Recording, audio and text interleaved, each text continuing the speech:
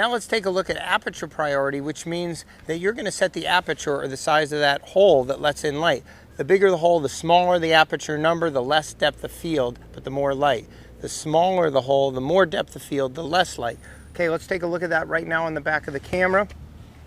What we're going to do is we're going to hit the display screen, and you're going to notice as I turn the dial on the top of the camera, we're already set to the AV mode.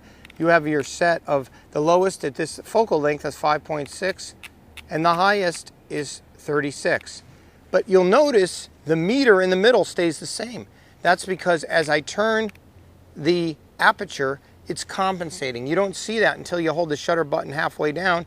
And notice as I'm turning the dial, creating the different apertures, it is then compensating right here and giving us different shutter speeds. So we're going to go at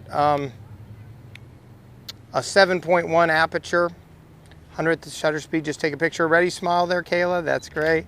Okay, she leaned her head. That's fantastic. But let's suppose that we wanted the background really out of focus. Kayla, would you stand up over there? And I'm going to sort of trick Trevor, our cameraman, into going in this position. We're going to go where it's really in the distance, way in the background's out of focus. And I'm going to zoom in really far. Okay? And the background's really far in the distance. So to do that, I want to get the lowest shutter speed. We're going to take a minute and reposition the back of the camera to show Trevor. Now this particular lens is at f-stop 3.5 to 5.6. Those are the lowest f-stops. It's at 5.6 now, but I could bring it all the way down to 3.5 because I'm in the open position. As I zoom in, okay, it's going to normally let less light in, and with the different lens elements in there, it's going to bring it to 5.6. So you 3.5 all the way to 5.6. We're at the minimum. So we're going to get the minimum of 5.6, but that's okay because the background is way in the distance. And I'm going to focus on her.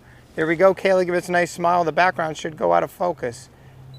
There we go. Background's out of focus. If we want to put the background and her in focus, all we would have to do is put that aperture all the way up to 25, all the way up.